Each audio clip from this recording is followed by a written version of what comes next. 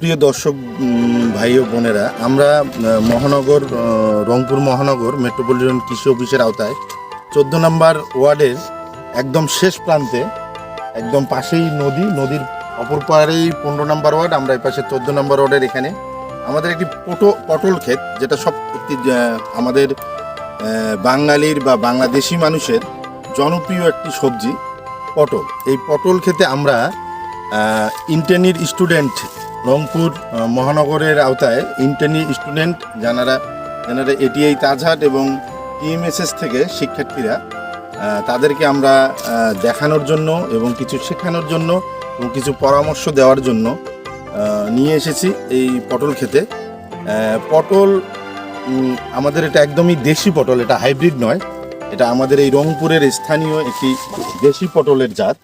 এই পটলে বিভিন্ন রকম রোগ হয়, যেমন পাউডারি মিলডিউ, ডাউনি মিলডিউ এবং শুটি মোল্ড সহ বিভিন্ন ধরনের রোগ হয়।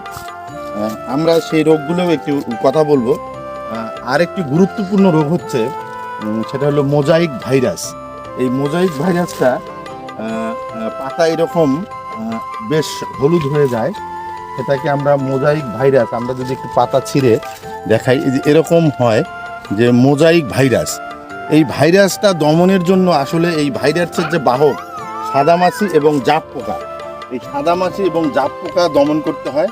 এবং সাদামাছি জাপ পোকা দমনের পাশাপাশি আমরা টিল্ট জাতীয় যদি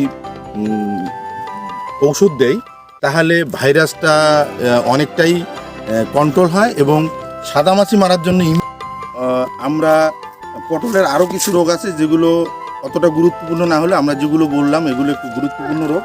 সেই সঙ্গে আরেকটি রোগ আছে পটলের পচন। আসলে পটলের পচন বিভিন্ন কারণেই হতে পারে।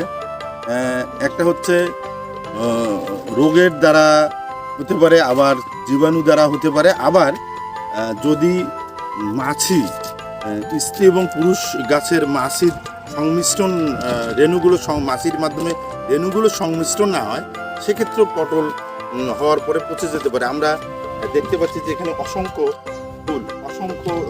পটলের ফুল এবং ফল এসেছে, সবগুলোই কিন্তু টিকবে না। বিভিন্ন কারণে কিছু ঝরে যাবে, কিছু থাকবে এবং কিছু অনেক সুন্দর হবে। বেশিরভাগ ক্ষেত্রেই আমরা জানি যে 100টি যদি পটল আসে, সেক্ষেত্রে 10টা 15টা প্রকৃতিগত কারণে অটোমেটিকই ঝরে যাবে। কিছু পুরুষ স্ত্রী যে রেণুগুলো, সেগুলো না পাওয়ার কারণে কিছু ঝরে যাবে। তারপরে যদি রোগ হয়, সেক্ষেত্রে আমরা যথাযথ নিয়মে ঔষধ স্প্রে করে আমরা সেই রোগটাকে দমন করে পটলটাকে সুন্দরভাবে আমরা আবাদ করার চেষ্টা করব। আমাদের এখানে যে পটলটাতে আমরা গতকাল এসেছিলাম, এই কৃষক এ পর্যন্ত এই গত 2 মাসে প্রায় 95,000 টাকার পটল বিক্রি করেছে। আগামীতে যদি আরও 2-3 মাস এই ক্ষেতটা থাকে, হয়তো টোটালি 3 লক্ষ টাকার মতো বিক্রি করবে। এখানে জমি আছে প্রায় 20 শতকের মতো। তো আমরা চাষি ভাইদের বলবো যে আসলে পটল আবারটা একটু কঠিন কাজ, যদিও তারপরও আপনারা সকলেই এই পটল চাষে এগিয়ে আসবেন বলে আশাবাদ ব্যক্ত করছি। শিক্ষার্থী যারা আছেন, তারা এই এলাকারই শিক্ষার্থী, আমি তাদেরকেও বলবো, তাদের যেহেতু তাদের বাবা মা বা সবাই কৃষির সঙ্গে জড়িত, তারাও এই পটল চাষ করে উৎসাহিত হবেন এবং তারাও পরবর্তীতে নিজ নিজ কর্মস্থলে গিয়ে এই পটল চাষে সবাইকে উৎসাহিত করবে, এই আশাবাদ ব্যক্ত করে আজকে শেষ করছি। শিক্ষার্থী বোনেরা এবং কৃষিজীবী ভাই বোনেরা সকলকে ধন্যবাদ জানাচ্ছি।